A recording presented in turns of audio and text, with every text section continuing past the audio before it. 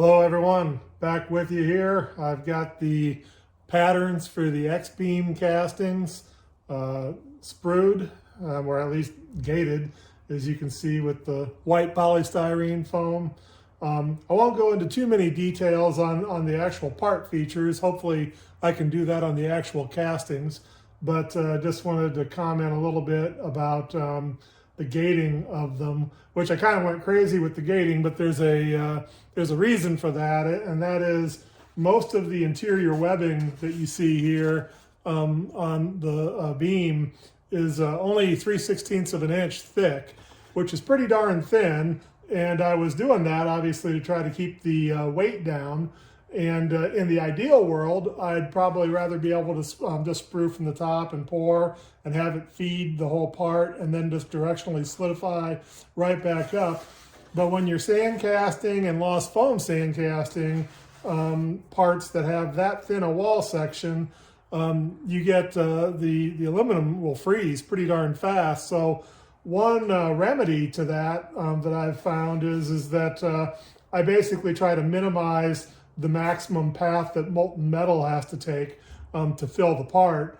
And to do that, I use a very low density polystyrene runner, which has some mass to it, and a very thin contact point, which you can see down here is about 3/16 of an inch wide, and this is about 9/16 by 3/4 of an inch. But that gets hot metal all the way down the part pretty quickly. I've got those on both sides, and basically feeds the entire length of the part, because these low density runners fill up pretty fast with molten metal. And then the rest of this is just to do the same thing. These here, you can see there's 1/2-inch bosses all over the place on the webbing for screws and fasteners later.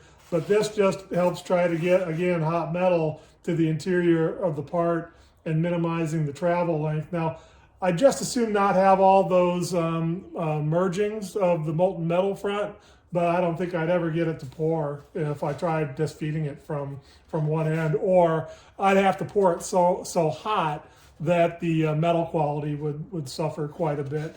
But as it is, this end of the casting is the end that mounts to the gantry plate, which is pretty thick and massive. So I chose to sprue in up here, and you can kind of see that I've got some additional runners feeding into that, and it also reinforces and strengthens my sprue work or gating work up there. So when I hang the part after I dip coat it, this has got some strength to it up there. But and a couple other features that you might be interested in. You see these little things here. These are actually things that I'll cut off before I cast it. They're what I call drying legs. And after I dip this thing and let it drip and shed most of its coating, I basically get it onto a board and let it sit flat on those drying feet. So it keeps its shape, and it just reduces the risk that I'll have breakage up here and drop the pattern on that. And when you let them dry that way, I found that it's a good way to go, at least for me. But anyway, if you look at the part, these two, by the way, are identical. They're halves that get put together, and I'll go into that in greater detail.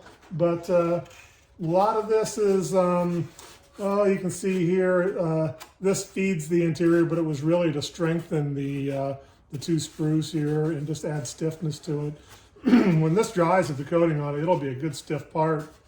And even just messing with it, when it was apart, just trying to do a little intuitive sense of how stiff it's going to be, it seemed pretty darn stiff. So I'm thinking it's going to make a pretty nice part. But at any rate, yeah. So hopefully the next time we talk here, I'll go into some greater detail about the features here in the actual casting itself. But with all this sprue work, just the runners here themselves, they're probably these 4 long runners. They're probably 4 or 5 pounds just in those things. So I wouldn't be surprised if I didn't have 8 pounds of gating and probably something like a 16, 17 pound casting. So, I've got, 40% probably of my casting weight in additional runner. But when you're only making a couple and you want to try to maximize the probability that you get a part, I'd much rather have to remelt some aluminum and melt more to cast the part than I would remake it. So we'll see how they come out, and I'll stop back with you, and hopefully we can take a look at the successful castings. Stay tuned. Back with you, everyone. I managed to get the parts coated, but it wasn't completely without incident, so I'll go into that a little bit. But what the strategy for coating them basically was that I dip them halfway from each side and then hang it from the Y branch up here and let it shed some slurry, and then use this corrugated plastic board to kind of bring up to the bottom and lean it over and take it off the hook and just let it rest on that board to shed the rest of the slurry and dry, which worked on the first part. But I probably skipped over a couple of things that I knew better about from trying to coat big parts like this before, because the first thing I can tell you about handling them is wow, these things gained a lot of weight. I mean, the patterns always do when you dip them and they're wet and even after they're dried, but especially so with these parts because they've got a lot of surface area and they're very thin walled, so they collected a lot of slurry even for the size of the part. So they were exceptionally heavy, and also my slurry coating is probably optimized to get one coat coverage with smaller parts with minimal effort. For big parts like this, I'd probably be way better off thinning it out more, and even if it took 2 coats, just because, I don't know, I've never weighed it when it's completely wet, but I mean, it's pounds. It's easy. It might be 10 pounds, you know, onto a polystyrene part that feels like a feather in your hand. But on the second one, I actually broke the part when I was trying to hang it, and I broke the part right here at the first Y, and that caused the pattern then to promptly fall into the vat and fall over against the side of the vat. So at that point, I had quite a mess because I've got a pattern that's completely coated in slurry, sitting half submerged in the vat with a small dent in one side of it, and no way to hang it or really handle it. So I scrambled a bit, and in that scramble, I basically just took and cleaned the slurry off the broken part, cleaned it off the surfaces where it broke, and then took compressed air, and the compressed air was very good at blowing out any remaining slurry that was in the kind of the beaded textured surface of where it was broken. And after I got them good and clean, I just, with it sitting there in the vat still, I just hot glued this part back on.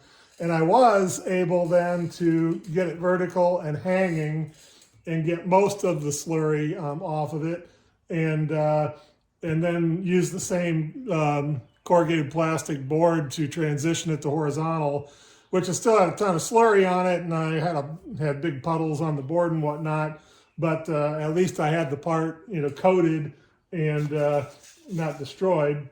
You know, in hindsight, what I should have done is not tried to attach this piece and just attached a piece of wood here instead of this, which would have been, you know, much stronger, you know, a piece of particle board, and equally either down here on this end, either here or here, extended these pieces and also glued on, you know, this piece of wood here. That would have given me 2 very sturdy points to handle it from, and also a couple of points where I could have supported it on the arms of my drying vat at an angle to allow it to be supported from 2 points and shed a lot of the slurry and become a lot lighter before I moved it. I guess hindsight's perfect on bigger parts. I won't be taking shortcuts on that, but I did scramble, and I decided to go ahead and touch up the little area that was damaged, which was it was actually right here. It was about 1 square inch, and maybe, I don't know, at the deepest point, it was probably a 1/16 of an inch. So I just took a putty knife and used the putty knife while it was sitting, you know, on its drying legs to pull the coating off of it, get it bare, use a little compressed air in the location of where the small dent was, and then heated that same putty knife and used a little wax to fill the dent. And it actually, patched very easily and very well. And then I just used a brush. You can probably see the difference there, in the dip versus the brushed area on that. But I don't think that that'll have much bearing on whether or not the part casts well. I do hope that I've got enough cross-sectional area here in the feed system to support the rest of it. I always find myself kind of second-guessing myself after I get parts coated on that. But these pieces, the outside, I set them on this board and took them outside, and the outside dried very quickly, but the inside of the part was still basically wet. So here's what I did in order to address that. Well, to meet my schedule, I decided the interior of the patterns needed a little bit of encouragement as far as the drying schedule. So I just made that little cardboard duct with a muffin fan and blocked off things the best that I could and put those scrap pieces on top there to try to get the flow out of the parts reasonably uniform. Stuffed off the backside and voila, dry parts.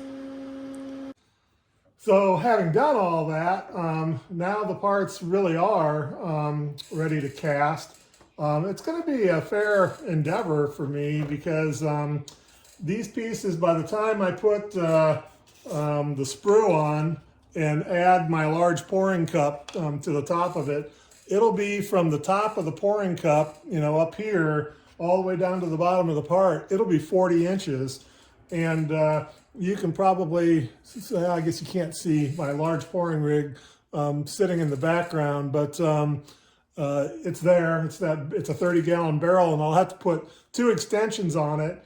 And then I'll also have to use my gantry crane, my large furnace, and A60 crucible in order to pour it. So it takes a fair amount of effort, and that's going to have to be done, for each half of the part. And I got to say, I mean, it's not without risk of fail because the walls are so thin, and anytime you get big parts like this, I think the price of poker just goes up pretty dramatically on that. But hopefully, I'll start saying the Lost Foam credo now about words of doubt and this never going to work, and hopefully only to be pleasantly surprised when I'm able to get it to fill. But yeah, it was a bit of a scramble, but I think at least the parts, if I don't have success, it's not going to be because the parts at this point at least aren't prepped for it. Hopefully I spent enough time here on the gating that I'll be able to feed the part and maintain a continuous pour when I attempt to do so. But we'll see. Hopefully the next episode we can be talking about successful castings. Thanks for watching. Take care. All right, here goes the Gantry Beam pour.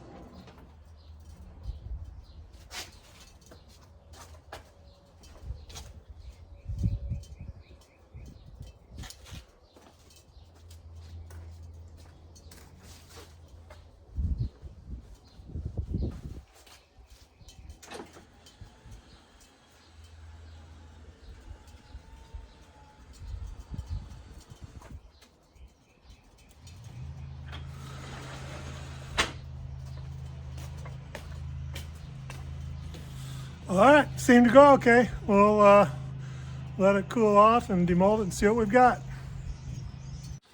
Hello everyone, I'm back with you and I'm happy to report that we've got a good casting. So I thought I'd just share the result with you. You can see in the background all of the gating there. I had a pretty good degating strategy, and it just lent itself to being cut on the table saw. All I did was set the fence and cut through, in the case of the long runners, the very narrow 3/16 thick cross section, and that was easy to set with just setting the fence and ripping right through it with a carbide tip blade. Same thing for the other side. I was able to get everything on the other side except these center 3 half-inch diameter feed bosses on that. And so those, I just took it over to the bandsaw and used the bandsaw to cut those off. And these here, the sprues and Ys, I just knocked off with the table saw. So all that probably took me, all of 5 minutes to get that gating off. So that was very efficient means of getting all the gating off there. And then the thing of most interest, of course, is the casting itself. And it actually turned out very well. Everything is very well formed. I have to set it up on the mill and carefully take off what's left there and check flatness on it. But as cast, they're basically in full annealed state. This is A356. So if there is a little tweaking that needs to be done to flatten them, that's pretty easy to do. But on initial glance, this one looks really good. And maybe to give you a little bit of look at, if you can see into the webbing there, you saw the pattern. Everything has cast through very nicely on that. Same thing on this side here, you can see. So yeah, I mean, it's a very solid casting. As far as the weights go, preliminarily, I had estimated the weight of the casting itself at about 16 pounds and the feed system at about 8 pounds. And it turns out I weighed them and the casting is 14.4 pounds. And the feed system actually was pretty close to 8 pounds. And then the large pouring cup that I have, that big slug standing up back there, that's 6.5 pounds all by itself. And the ingot in the background is what I had left over. It's 2.25 pounds. So if you add all that up, I had 31 pounds of metal that I melted, and I probably only needed about 22 or so. But like I said, it's pretty easy to you don't want to pour short. Do everything right and then come up with a short poured casting after all that. So I'm not too concerned about having melted an extra 8 or 9 pounds, but I probably won't load the second part all of 31 pounds, since I know I'm very comfortably there as far as metal capacity.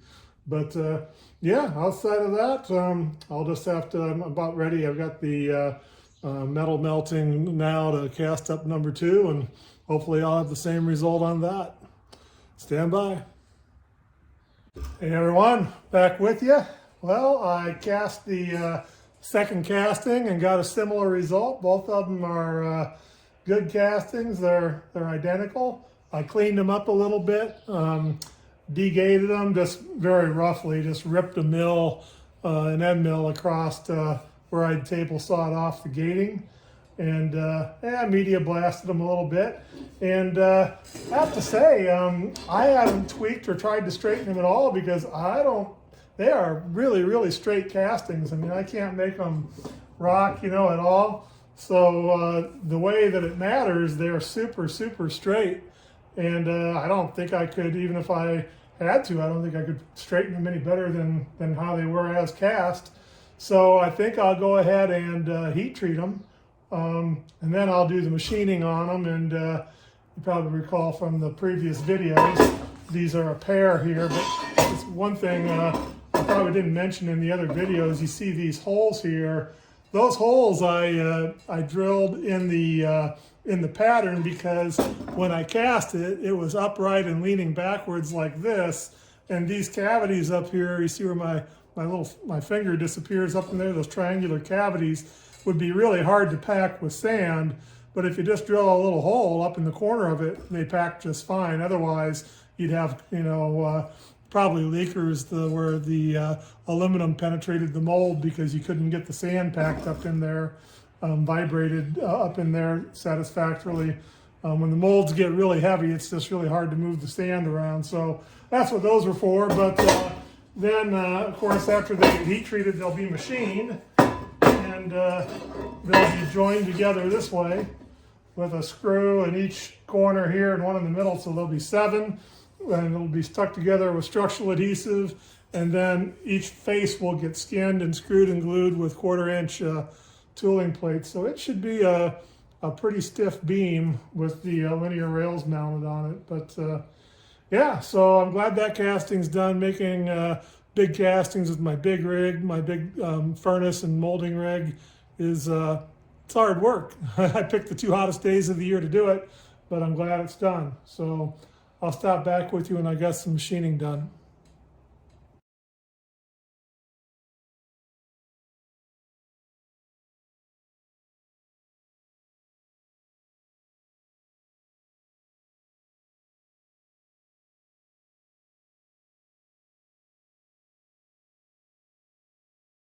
Hello everyone, so after all that, this is the nearly completed gantry beam. I say nearly completed because even though I've machined the lands for the 20mm linear rails all the way down here very precisely on each side, I still have to drill all the mounting holes every 60mm, but the beam itself is done. You've got the 2 castings here, glued and screwed together in the middle as shown in the video, and then some 1/4-inch precision ground aluminum tooling plate glued, epoxied on each side and screwed to the face to give it more rigidity.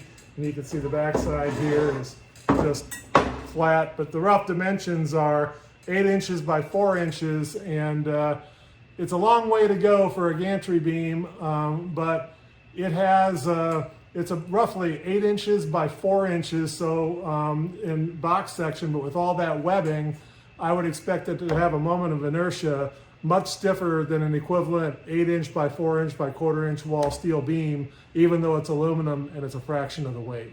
So that's why I went to the length to do it this way.